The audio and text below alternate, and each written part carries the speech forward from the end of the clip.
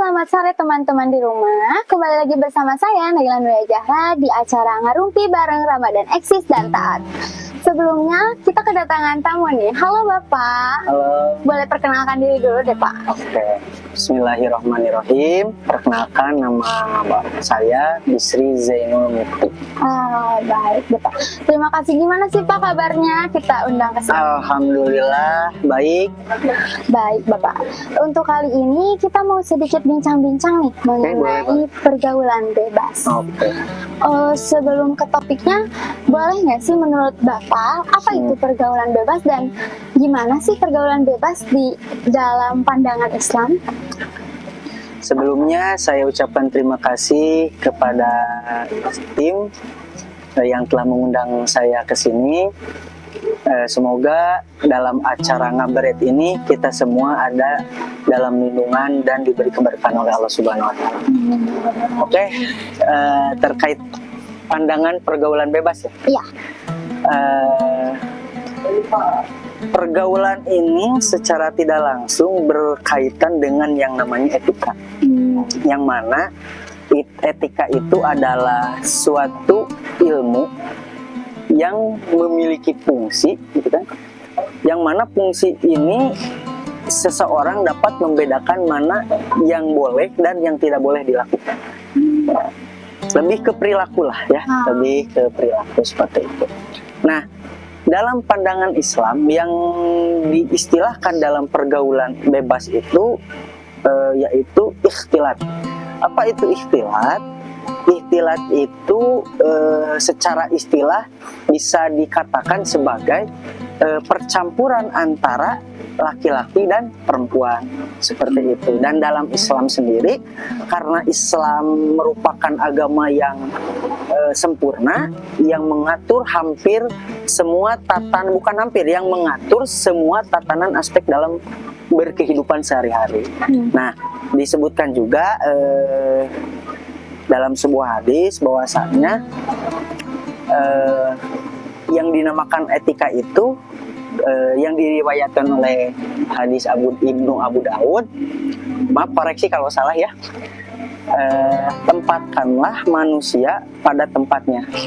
Jadi maksudnya ini penjabaran etika secara luas ya, secara umum. Jadi maksudnya tempatkanlah manusia pada tempatnya, yaitu apabila seseorang, kita ambil contoh seorang guru dan murid. Itu kan ada etikanya, seperti apa etika guru kepada murid dan murid kepada gurunya, gitu kan. Nah, itu ada etikanya, kayak berbicara yang baik, yang sopan, dan gurunya juga harus menyayangi muridnya seperti apa dan bagaimana, seperti itu. Baik, jika seperti itu bisa disebutkan juga bahwa pergaulan bebas itu ketika bergaul namun tidak memiliki batasan, berarti ya Pak? Secara pengetahuan, pergaulan bebas itu tidak ada batasan. Jadi percampuran aja, percampuran. Jadi seolah-olah kita itu tidak mempunyai batasan, padahal kan di dalam Islam sudah jelas antara laki-laki dan perempuan itu harus memiliki batasan-batasan. Seperti itu. Baik, juga seperti itu Bapak. Tapi kalau misalnya kita lihat kembali ya Pak, kepada pemuda-pemuda zaman sekarang ya Pak, sedang hits-hitsnya gitu Pak, remaja-remaja yang pacaran, terus teman tapi mesra, seperti itu Pak. Itu kan mereka itu mungkin lebih kurang paham gitu ya Pak, bagaimana sih etika berteman dan juga bergaul dengan lawan jenis ataupun apa sih lain-lainnya juga ya Pak. Menurut Bapak bagaimana sih seharusnya dan bagaimana panduan kira-kira untuk bergaul dengan lawan jenis ataupun teman-teman lain? Mungkin ada beberapa poin ya. Yang pertama, kita harus mengenali diri kita sendiri. Ada istilah dalam Islam, man arafan nafsah faqad arafa robah. Barang siapa yang mengenali dirinya, maka ia mengenali Tuhannya. Maksudnya ketika kita bergaul, ya, kita harus tahu batasan-batasan. Karena kita harus tahu, kita sudah mengenal diri kita sendiri, artinya kita mempunyai prinsip. Betul kan? Kita mempunyai prinsip apa yang boleh dilakukan dan apa yang tidak boleh dilakukan, sehingga itu dapat menjadi benteng ketika kita bercampur dengan lawan jenis. Mungkin kalau di era modern sekarang, percampuran antara laki-laki itu tidak diartikan sebagai pergaulan bebas saja. Kadang kan kita juga ketika belajar di sekolah kan, laki-laki dan perempuan itu sebagian, mungkin ada sekolah yang antara laki-laki perempuan itu dipisah, dan ada juga sebagian sekolah yang masih disamakan. Itu kan sama percampuran, tetapi ada batasan. Nah, otomatis ketika ada batasan, seorang remaja itu harus mempunyai prinsip. Nah, selain remaja mempunyai prinsip, itu remaja juga harus mempunyai atau memiliki nilai-nilai keislaman atau berpegang pada syariat Islam. Sehingga apabila remaja sudah seorang remaja yang mempunyai prinsip karena berpegang teguh pada syariat Islam, dia tahu mana yang baik dan yang benar, yang tidak benar gitu, seperti itu. Baik, jika seperti itu Bapak. Berarti teman-teman di rumah nih bisa disimpulkan bahwa kita bergaul itu tidak hanya bergaul dengan lawan jenis itu, caranya itu bukan hanya sekadar pacaran ya. Kita bisa mengambil cara lain, yaitu dengan menjadi teman untuk belajar, tapi dengan tetap memperhatikan poin-poin yang diajarkan dalam Islam. Nah, bagaimana nih Pak kira-kira poin-poin dan pandangan Islam dalam mengatur pergaulan antara laki-laki dan perempuan? Oke. Sebenarnya antara poin satu dan yang sebelumnya itu bisa dikatakan sama. Intinya kita sebagai anak muda harus mempunyai prinsip terlebih dahulu, agar supaya apa? Supaya kita dapat membentengi diri kita sendiri, gitu kan. Kebanyakan anak muda sekarang itu terbawa oleh arus karena beberapa faktor. Bisa karena faktor lingkungan yang paling mempengaruhi, juga dari faktor teknologi, kemajuan teknologi, dan kurangnya tadi mengenal diri sendiri, ya. Maka ketika seorang remaja tidak memiliki faktor-faktor tersebut, maka akan cenderung terjerumus ke dalam pergaulan bebas tersebut. Nah, yang mana dari poin-poin per poin ini mempunyai kaitan masing-masing. Pertama, kita harus mengenal diri kita sendiri. Dalam hadis dijelaskan bahwa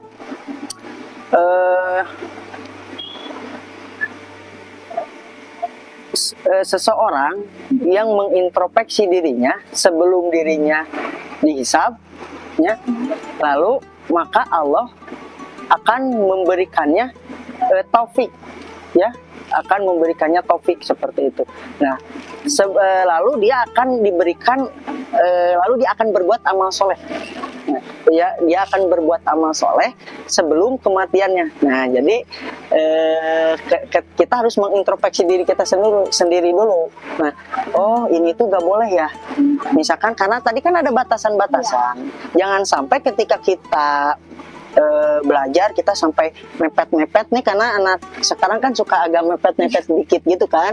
Terus pegangan tangan dan sebagainya itu tidak diperbolehkan dalam Islam. Nah, terus anak ini juga harus mempunyai nilai-nilai keagamaan dengan cara apa ya? Dengan cara menuntut ilmu agama. Sebagaimana yang hadis yang diriwayatkan oleh Ibnu Majah, tolabul ilmi faridatu ala kulli muslimin. Menuntut ilmu itu hukumnya wajib bagi setiap orang muslim. Nah, ketika kita sudah menuntut ilmu, kita tahu nih hukumnya. Hukum pergaulan bebas dalam Islam itu seperti, oh ternyata nggak boleh. Nah, barulah dijadikan prinsip. Setelah kita mengetahui ilmu, baru itu dijadikan prinsip. Seperti itu. Baik Bapak, berarti banyak sekali ya faktor-faktor yang mendukung seseorang untuk terjerumus dalam pergaulan bebas. Nah, Bapak, kan ya seperti yang kita tahu ya Pak, terkadang tuh di masa-masa kita remaja seperti ini masih masa-masa labil ya Pak, dan masih mempertanyakan diri kita sendiri gitu, apa yang kita mau. Nah, menurut Bapak, bagaimana sih bentuk krisis identitas yang membentuk seorang remaja itu terjerumus dalam pergaulan bebas, dan bagaimana cara mengatasinya? Oke. Nah, untuk cara mengatasi krisis pergaulan bebas itu ada beberapa langkah mungkin ya. Yang pertama, kita harus mungkin itu karena kurangnya perhatian. Biasanya kan kita sudah tahu lah orang tua kita pada sibuk ya, karena di zaman modern sekarang itu yang mencari nafkah itu bukan hanya seorang ayah saja, tapi seorang ibu juga sudah berkarir, bahasanya wanita karir itu di zaman sekarang udah kayak yang normal gitu kan. Nah, maka dari itu karena kurangnya perhatian sehingga terjadinya pergaulan bebas tersebut. Nah, selain kurang perhatian dari orang tua, apa yang harus dilakukan oleh orang tua? Karena apabila kalau anaknya kurang perhatian, maka akan cenderung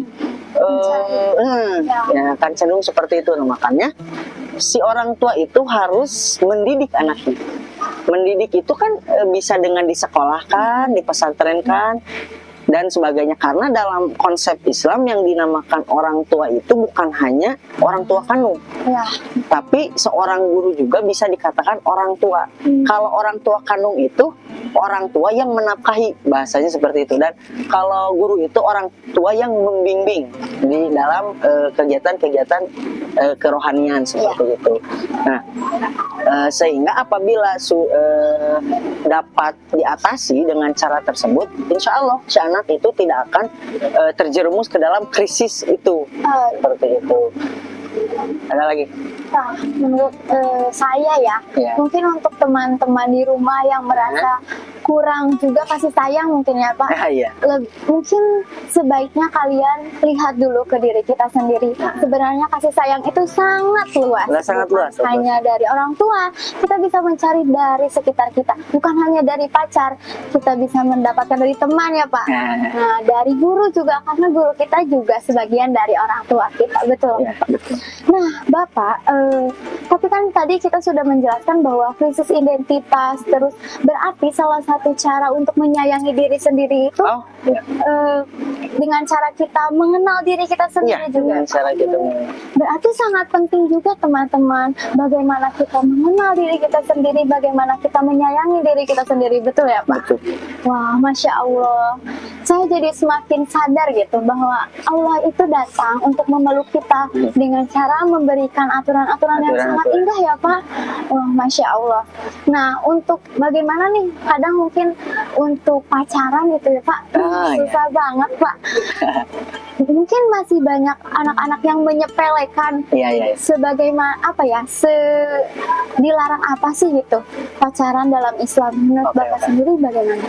Kalau kita lihat dalam perspektif Islam itu kan ada dalil, yaitu di surat Al-Isra ayat 32, koreksi ya kalau bacanya salah. Wala taqrabu zina innahu kana fahisah wa sa'a sabila. Artinya janganlah kalian mendekati zina, karena zina itu adalah jalan yang buruk. Jangankan kita berzina, hal-hal yang mendekatinya pun itu dilarang. Apakah pacaran itu hal-hal yang mendekati zina apa bukan?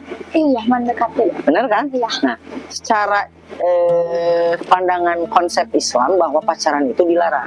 Tapi mungkin karena arus modern, karena arus teknologi juga ya, tadi sudah dikatakan, jadi lagi ngetren-ngetrennya nih kayak kaplan, kayak gitu ya. Nah, sebenarnya dalam Islam itu tidak dibolehkan kita berpacaran, karena biasanya ya maaf banyak yang terjadi hal-hal yang tidak diinginkan, misalkan hamil di luar nikah dan lain-lain. Itu seperti itu. Nah, teman-teman, ngeri banget ya. Apalagi dengan zaman ini. Berarti dengan seluruh aturan ini, bukan berarti kita itu sangat dikekang atau tidak diberi kebebasan untuk bergaul ya. Tapi Allah ingin kita baik-baik saja dan terjauh dari hal-hal yang tidak diinginkan, begitu ya. Karena mungkin bentuk mencintai seseorang itu dengan cara menjadi diri kita yang lebih baik. Nah, gitu, betul. Pak. Sebelum kita mencintai orang, kita harus mencintai diri sendiri. Nah, seperti itu teman-teman, indah sekali ya. Nah, mungkin Bapak di rumah nih banyak teman-teman yang ingin berubah, tapi nggak tahu caranya bagaimana gitu. Dan harus mulai dari mana? Gimana nih kira-kira Pak caranya? Ketika kita sudah ingin merubah diri kita sendiri, merubah karena kita sudah terlalu dalam terjun ke dunia gelap mungkin ya, bisa dikatakan dunia gelap. Maka tidak lain tidak bukan ada beberapa cara ya yang menurut saya itu bisa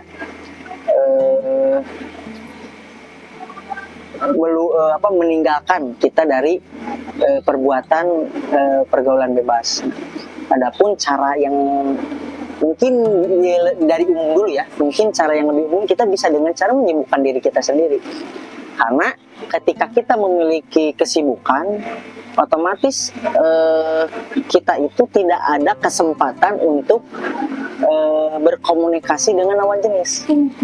Bahkan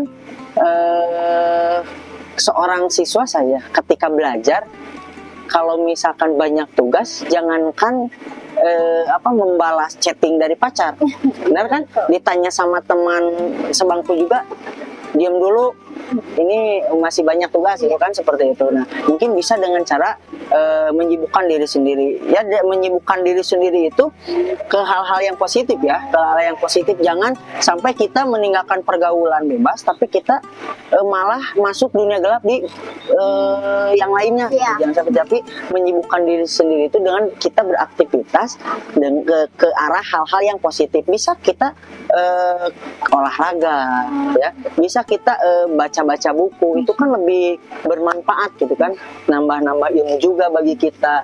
Ataupun mungkin karena anak remaja sekarang suka jajan ya, bisa kan kita juga kerja gitu kan, sambil kerja, entah itu kerjanya biasanya kan kalau remaja itu terbentur oleh sekolah ya. Nah, biasanya anak-anak zaman sekarang itu konten deh. Bisa dengan konten, tapi kontennya jangan konten-konten joget-joget juga ya, tapi konten-konten ya yang lebih positif, kayak tips and trick lah. Bagaimana sih cara make up yang benar gitu kan bisa. Ya, kalau laki-laki misalkan bagaimana sih cara berkendara yang benar gitu kan, bisa kayak itu. Kalau laki itu menyesuaikan saja dengan passion. Kalau perempuan itu kemana arahnya, kalau laki-laki itu bisa seperti itu dengan cara menyibukkan diri kita sendiri. Nah, gitu ya teman-teman. Semakin apa ya Pak, semakin aku mendengar semuanya ya Pak, aku semakin yakin gitu loh bahwa bentuk dari cinta, sebaik-baiknya cinta adalah cinta Allah ke umat, ke hamba-hambanya, dan cinta kita terhadap diri kita sendiri teman-teman. Seperti itulah. Mungkin semua hal baik ketika kalian ingin berubah, dari mana sih berubahnya ya? Mungkin dari diri kita sendiri dulu. Seperti itu. Ya. Ketika kita ingin berubah, kita pasti punya jalan teman-teman, dan jangan takut untuk berubah ya Pak. Ya, jangan takut untuk berubah. Karena Allah itu maha penyayang.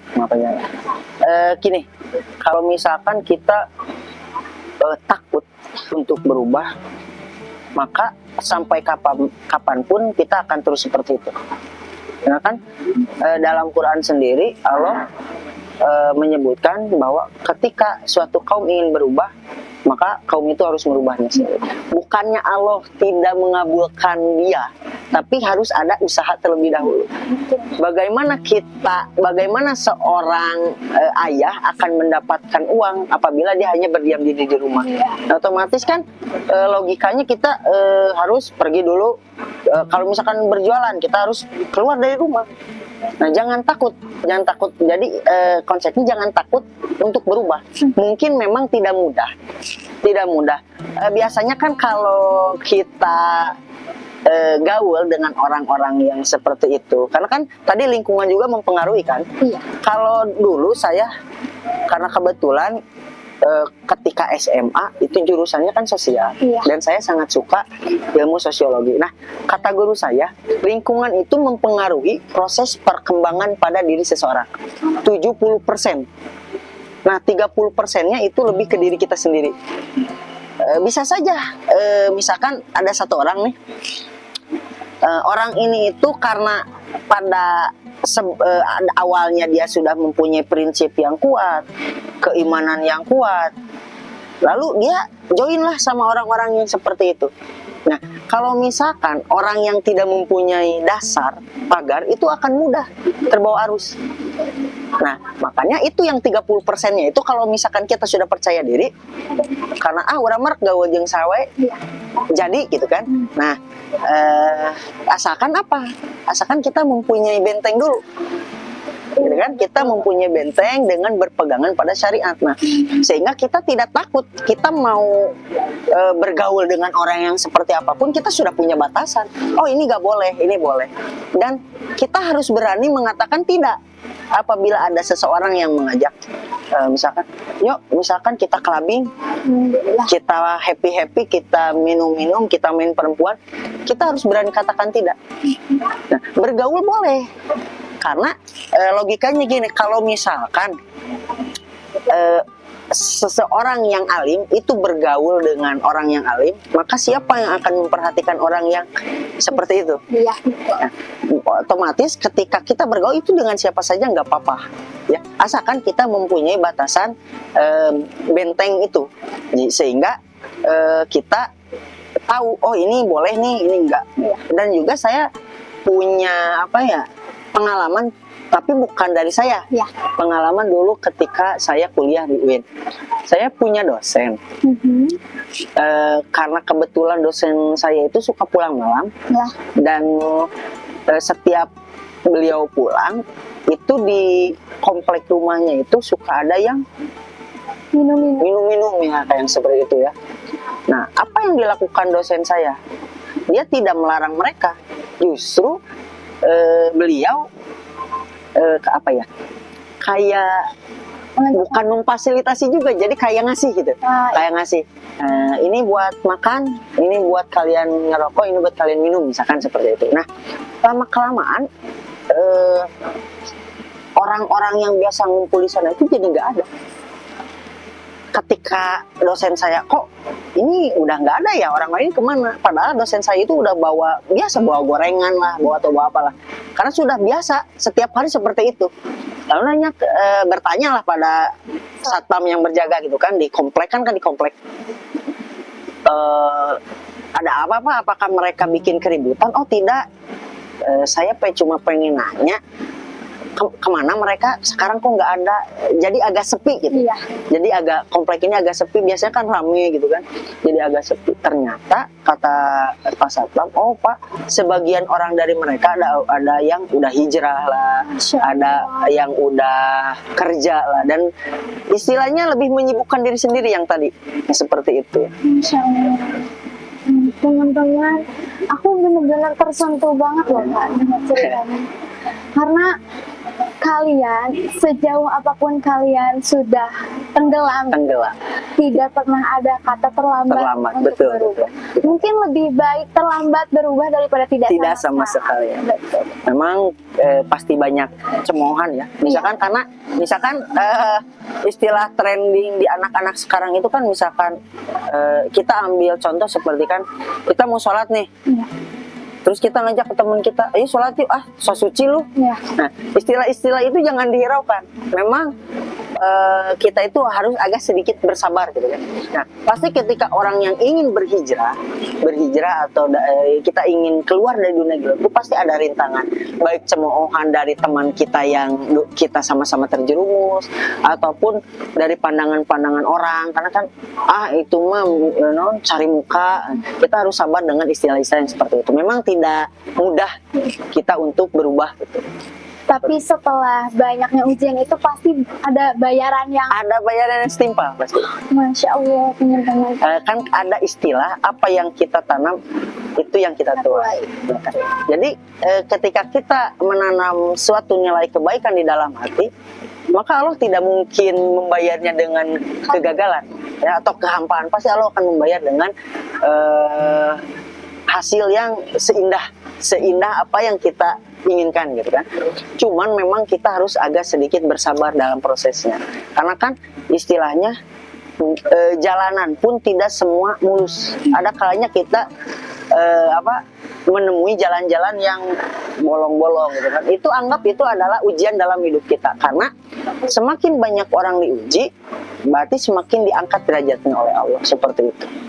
Oh baik, Bapak. Nah Bapak kebetulan nih dari materi ini itu ada beberapa teman ya, teman-teman di rumah yang memberikan pertanyaan buat Bapak. Boleh ya Pak?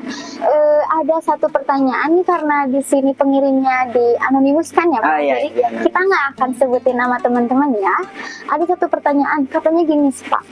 Menurut Bapak apakah faktor keluarga dapat memicu pergaulan bebas? Oh jelas.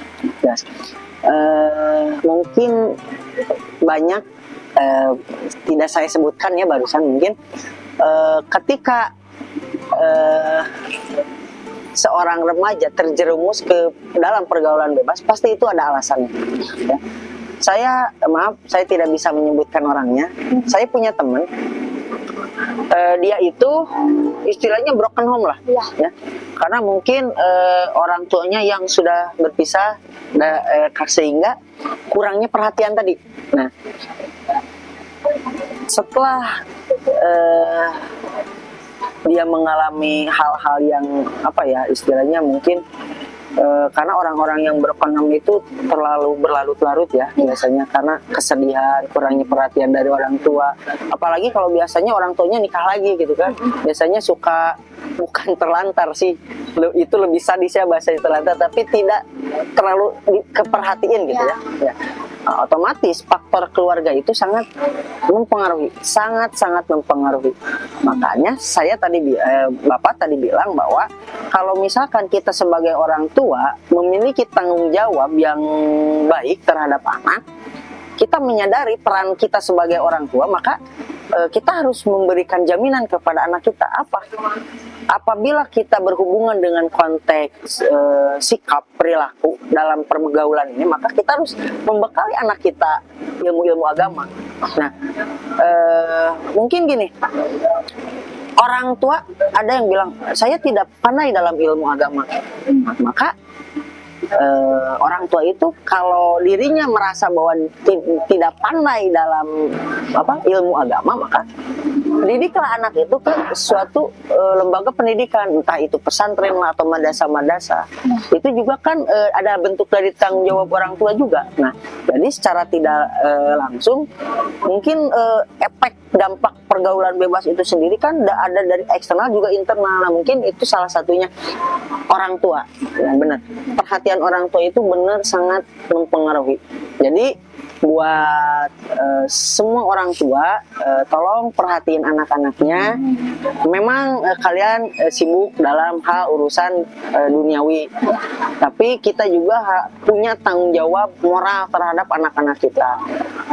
Kalian tidak apa-apa kalian mencari nafkah sampai berlarut-larut malam, tapi ingat ya, dalam Islam itu ada istilahnya keseimbangan ya.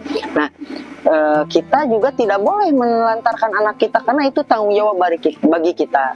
Istilahnya gini kan, kalau misalkan menurut Naila, kalau misalkan Naila anggaplah ini ke masa depan ya, kita maju. Naila punya anak nih, terus Naila itu anaknya perempuan misalkan. Nah, karena kurang perhatian dari Naila sehingga anak Naila itu terjerumuslah ke dalam dunia pergaulan bebas. Nah, otomatis menurut Naila dampak apa sih yang kira-kira ditimbulkan dari pergaulan bebas? Bisa jadi itu hamil. Alhamdulillah ya. Itu hamil. Siapa yang rugi? Pihak laki-laki, pihak perempuan. Pihak perempuan. Nah, pihak perempuan. Yang mengandung siapa? Laki-laki, perempuan. Perempuan. Yang hampir mati laki-laki, perempuan. Nah, maka kita sebagai orang tua harus mengajarkan nilai-nilai etika dan moral. Ya, ketika anak kita diajarkan etika dan moral, ini nih boleh, ini nggak boleh. Kamu pulang jangan malam-malam. Ya, karena anak perempuan itu biasanya ya, kalau orang tua saya itu dulu ke kakak saya, teh tong uih langkung ti jam genep maghrib, karena ditakutkan seperti itu gitu. Jadi bapak jawab bahwa peran keluarga sangat berperan gitu dalam perkembangan anak. Jangan sampai orang tua kurang merhatiin anaknya, ya seperti itu. Tapi mungkin ya Pak, dibalik Jangan dijadikan alasan kita untuk karena saya mah misalkan karena kurang perhatian dari orang tua jadi kita keluyuran malam-malam. Tidak seperti itu ya. Karena peran orang tua juga, saya ingatkan sekali lagi, karena peran orang tua juga sangat penting ya. Apabila kita itu membiarkan anak kita dengan tidak diperhatikan gitu, istilahnya seenaknya ya, membiarkan anak kita seenaknya main larut-larut malam, pulang sampai di esokanannya, itu harus benar-benar kita perhatiin. Jangan sampai anak kita itu terjerumus ke dunia pergaulan bebas, sehingga nanti hal-hal yang tidak diinginkan itu orang tua juga yang merasa rugi. Yang merasa malu kan juga orang tua juga. Nah, jangan sampai seperti itu. Nah, Masya Allah. Dan untuk teman-teman dan orang tua di luar sana ya, itu harus sangat menjadi catatan itu. Setidaknya jika kita merasa tidak bisa mendidik anak kita, kita harus menitipkan anak kita di lembaga yang tepat. Nah, Masya Allah. Baik. Nah, untuk pertanyaan selanjutnya ada nih Kak. Katanya bagaimana sih pandangan Islam terhadap laki-laki dan perempuan yang berteman dekat? Ini mah curhat. Mungkin gini, berteman itu boleh dengan siapa saja, tapi ingat, kita harus tahu batasan. Jangankan perempuan sama perempuan, laki-laki dan laki-laki juga itu punya batasannya loh ya. Apalagi antara laki-laki dan perempuan. Jadi istilahnya gini, dalam hadis yang diriwayatkan Imam Bukhari dan Muslim mengatakan bahwa janganlah kalian berkholawat dengan lawan jenis kecuali dengan mahramnya. Maksudnya kita jangan berduaan dengan yang tidak mahramnya. Kecuali kita ada yang nemenin, misalkan main terus ketemuan sama teman laki-laki tapi bawa kakak atau bawa adik, itu gak apa-apa. Tapi kalau misalkan berduaan itu tidak diperbolehkan. Bahkan dalam Islam itu ada istilah tabaruj.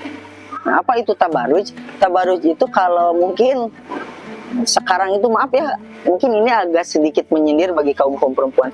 Tabaruj itu seorang perempuan yang merias dirinya tapi terlalu berlebih-lebihan ya. Misalkan sampai kita ketemu sama teman kita pakai baju yang gitu kan, pakai baju yang kurang bahan, maaf.